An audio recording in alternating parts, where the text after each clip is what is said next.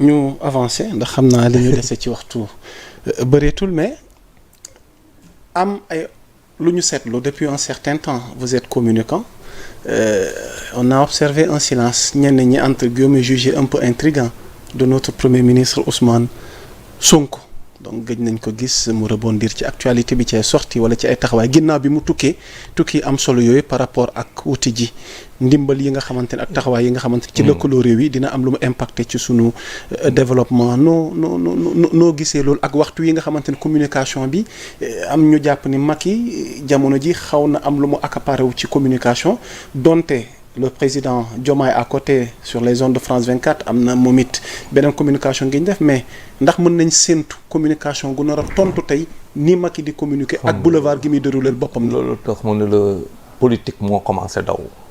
réel politique moo commencé daw. le premier ministre bu muy wax. waaw ci ay kaddu mois de juillet. waaw.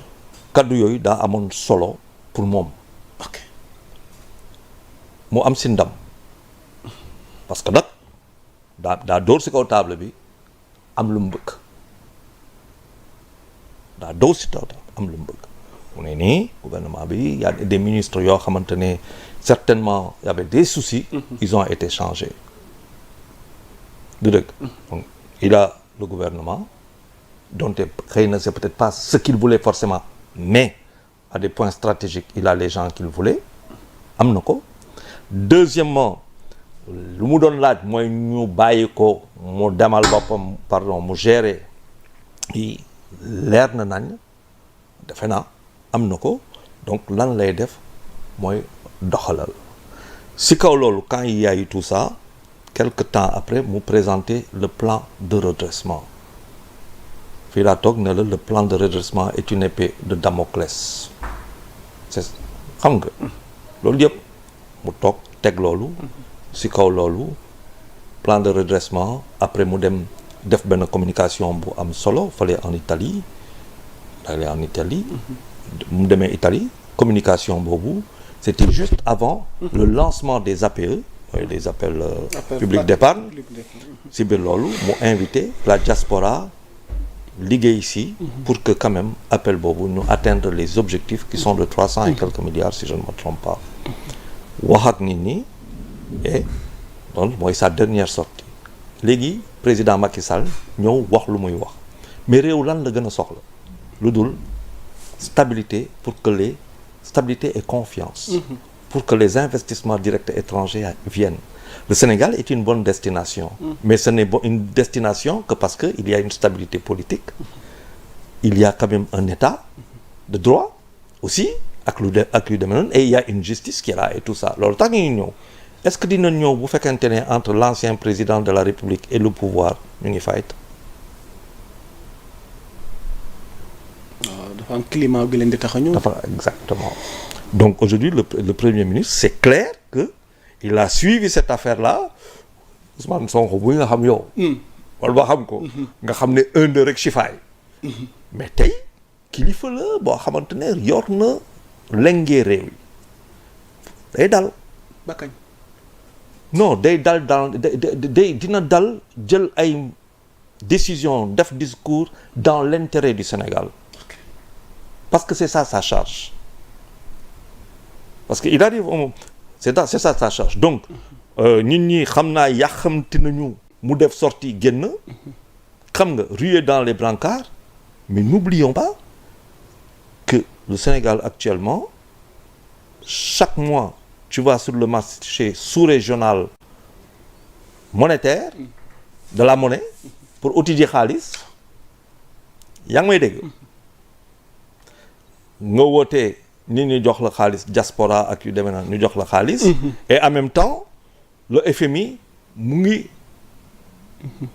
ngi toog di dëgër di la ne di la te FMI boobu bokk nekk organisation du système des Nations Unies que le président Macky Sall veut prendre.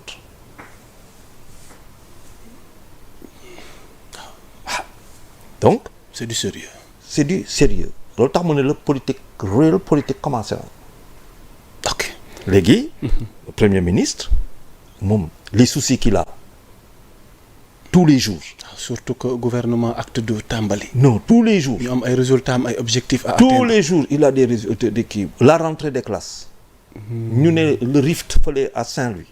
7 morts. waaw xam nga tous les jours mu war a ut ay xaalis yoo xamante ni parce que fu mu ne nii.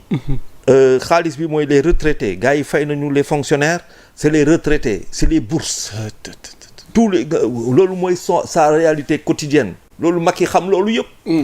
sax waaye daal fu mu ne nii lii la le front social qui te dit les syndicats qui te disent ouais le pacte de machin ñu ngi commencé tout ça c'est ça sa réalité quotidienne. c'est-à-dire c'est pas facile pour lui. donc il est dans une dynamique de recherche de solutions dans l'urgence. il y a des priorités qui sont là. Macky ñëw teg pression. si kaw loolu mu war a xool ça veut dire carte yoo xamante ne yaa ngi ko yor carte yoo xamante ne yoruloo ko mais loolu mooy nguur. loolu mooy pouvoir donc Macky. daa teg timing. maanaam tey boo ko misaalee ci jëmmi ñaar nit. tàpp na ko kon warul gestu na dëgmal yoonam. ah non gestu boo koy def xam nga man nag gestu. waaw boo liiree l'art de la guerre. Sun Tzu. waaw. xeex ba soo koy tàmbalee rek na la wóolu ko di nga ko gagné. ok te fu mu ne nii. le vrai problème du premier ministre ak du président Bassirou Diomaye Faye et de leur gouvernement. waaw c'est le quotidien des Sénégalais. beneen affaire bi nekk la justice. parce que il faut presser le pas mais munoo toog di ne. je presse le pas boo pare boo gestu. tu n'as pas satisfait. ce qu'on appelle la demande. jërëjëf sociale intérieure. donc il a plusieurs combats. le premier ministre et peut-être que. c'est pas waxagul. waaw loolu la ñuy jàpp. bu ñu ne waxul. nañ wax nañ ne. waxagul. ok te tout le monde connaît son tempérament. exactement. Wow. exactement alors pour terminer am na loo xam ne bu laalee taskatu xibaar yi munoo cee ñàkk bañ a tontu ñu nit muñu cee ñàkk bañ a tontu ndem yéen suñuy doyen yéen ñu ci gën a jekk ngir li xew ci semaine bi ak le maire Bilal Diatta mu jëm ci ñenn naataango yi dans l'exercice de leur travail.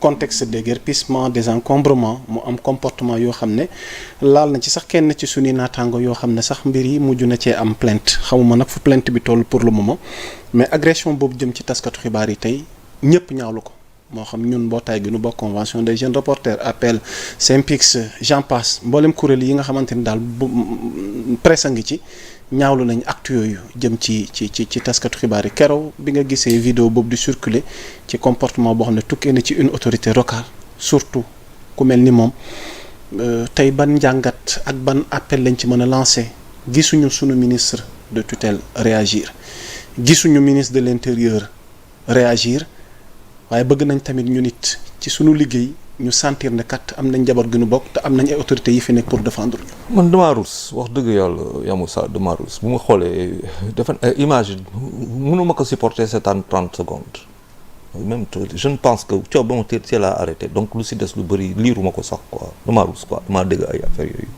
damaa rus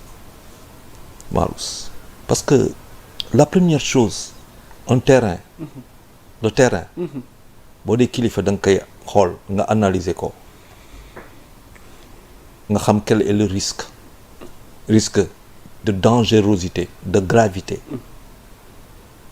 d'extrême loolu da nga ko war a xool 1 2 3 4 sa liggéey mooy que mu bañ a am risque nga am ne ko ba 0 keroog bu ñu xoolee affaire yi da ngay xool par exemple les gendarmes kan moo si yoroon casque kan moo si yoroon bouclier kan moo si yoroon gilet kenn le maire si boppam comment il était lui aussi rien pour le protéger les journalistes n'ont rien imagine un seul instant mu déborder donc la première chose c'est la maîtrise du champ c'est loolu yëpp ma ne en 10 secondes j'ai regardé je dis pas pour ils se sont exposition à une folie qui peut nous surprendre et faire des catastrophes kooku boo nekkee kilifa moom da nga ko war a njëkk a